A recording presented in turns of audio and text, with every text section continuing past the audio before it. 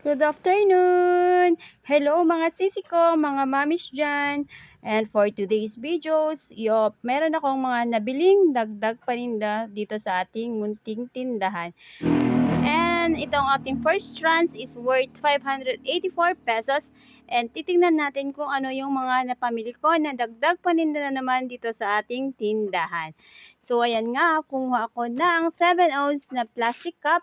Dalawa yung kinuha ko, 25 pesos yung bentahan ko. And of course, hindi rin nawawala yung 4x8 cellophane. Ang benta ko ng isang supot is 15 pesos. Then, si Crystal Gulaman, bumili din ako ng 1 box. Ang bentahan ko ng bawat piraso nito is 15 pesos. Bumili din ako ng ice bag. 1 rim siya kasi nga mainit ang panahon. Ang bentahan ko ng ice bag is 22 pesos. So, yan. So, next trans tayo, worth 810 pesos. So, tingnan natin kung ano-ano yung mga napamili ko na worth 810 pesos. So, kapag mantindahan tayo, kailangan umisip tayo ng mga bagong mga paninda para maakit yung ating mga customer. So, first is kumuha ako ng bangus. Ang puhunan ng bangus ng isang supot is 70 pesos, may lamang 20 pesos. Ang bentahan is 10 pesos. Meron din ako mamiso, silido. Then, of course, ang ating hopya na 7 pesos ang bentahan.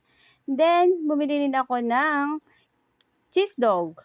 So, si cheese dog ko, ang puhunan is 150.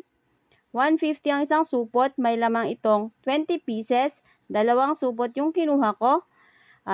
And, ang bentahan ko ng cheese dog is 7 pesos. Then, next, itong si isaw. Si isaw, parehas din lang, 150. Pwede natin siyang ibenta ng 10 pesos. Then, meron akong isa pang bagong paninda, si Laylay. 2 pack yung kinuha ko. Ang puhunan niya is 150 pesos and may lamang 20 pieces bawat pack. Kaya, ang bentahan ko ng bawat isang piraso is 10 pesos.